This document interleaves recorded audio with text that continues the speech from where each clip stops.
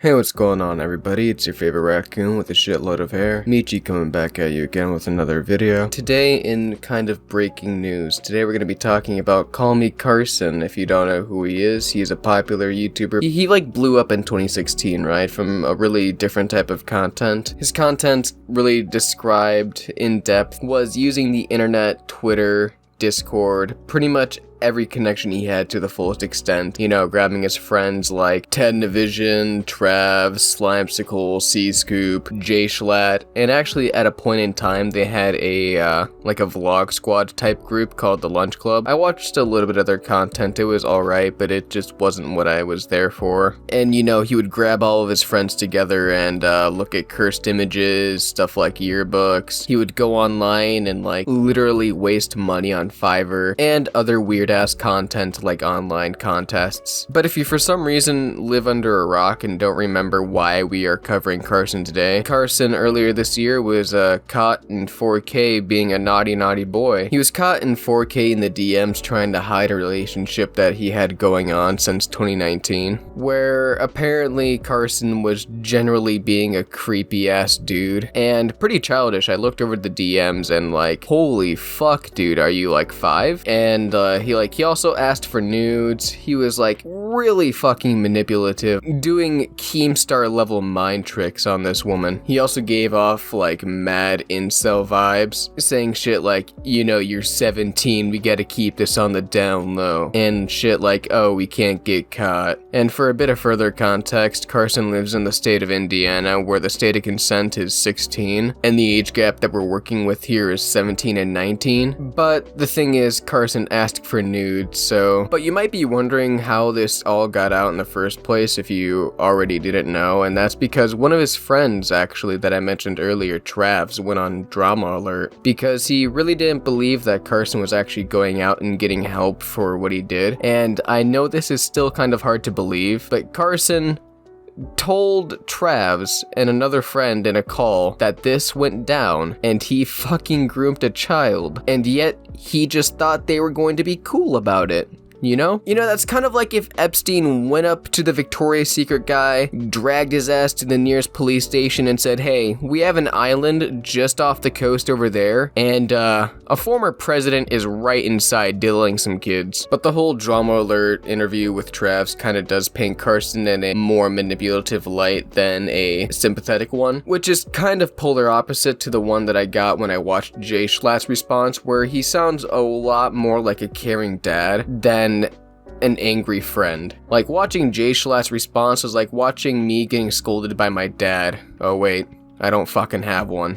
But either way, it was just really weird seeing how all of his friends were suddenly coming out with all this stuff. I'm not gonna make any accusations because I genuinely do not have any clue why. But if you're wondering why we're talking about him today, it is because he made one simple fucking tweet. Yeah, we went this long in the video without even talking about what he even said. Fucking amazing. He said, and I quote, "Give me a little bit longer," and Twitter lost its shit. Currently sitting at 6,830 retweets, 7,037 quote tweets, and 67,000 likes. Just 6 fucking words. Not even a full sentence.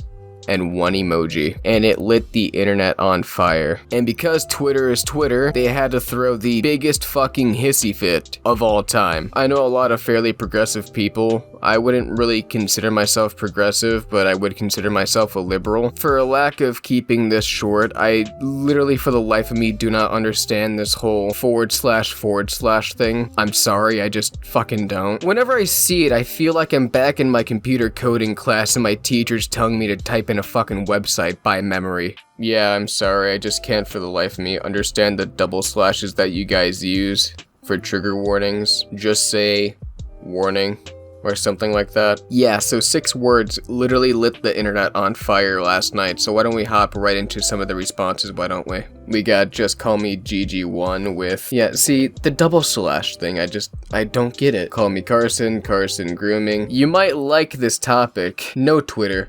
I would absolutely fucking not. Also, Minty Lol coming in with Carson got canceled harder than EDP. Think about that. Somebody who genuinely attempted to meet up with a kid in real life got less shit than someone who had an unfair power dynamic with a fan 2 years younger than him. Fucking Twitter, man. Oh yeah, that's like another part of the argument that a lot of people go over is Carson had a pretty big power dynamic in this relationship over this, like, you know, fangirl, because obviously this girl is a fan of him and she was willing to do a lot of shit for him. No wonder why Carson stays away from Twitter. Every time he makes even the smallest amount of interaction with social media, he trends on Twitter with people bashing him for his past mistakes. That number, from when I'm reading it, from when it was tweeted, it hasn't even been that long. It skyrocketed, bro. Mudahar with sure thing, bro. You already know what I'm gonna do.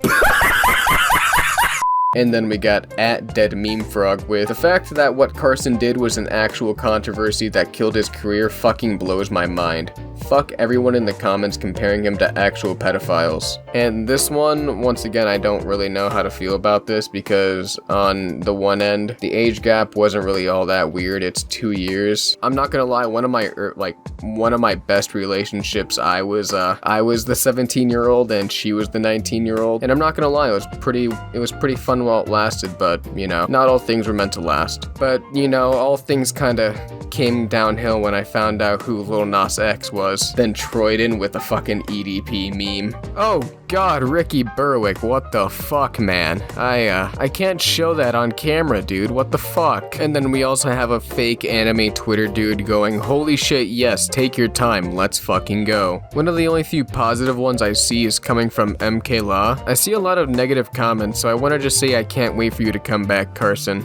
And no matter what content you throw out, those of us who can choose not to be petty will be right beside you and cheering you on. You are not alone in this. I was worried about Carson and what this would do to him, and what he did was wrong, yes, but that girl is also at fault for letting it go on and not speaking up sooner. What's important is Carson went to therapy, unlike other YouTubers. Alright, there's like a really easy way to deal with this argument. The side that is against Carson would say something like this: she wouldn't speak up if there was a power dynamic. Or the side that would, you know, side with Carson and say, yeah, it is her fault. Why didn't she, you know, come out and expose Carson sooner in this new Me Too era? She would have definitely exposed him for what he is. I'm kind of somewhere in the middle. I don't really care if Carson comes back either way because what he did was shitty, but I'll get into my thoughts more later on. Alright, we got synonyms with, you're literally at the point where people don't understand. Even if she spoke out, who the fuck would believe her? He's a multi-million subscriber YouTuber, and the only reason he's being even close to being held accountable for his actions is because other popular friends spoke out. Dear God, your English pal is broken. I'm gonna let that shit slide though, since I'm way too big to be reading this anyways. But I can't really deny that Michaela's tweet does bring up a good point of how would the internet react if Carson actually did just decide to start uploading again?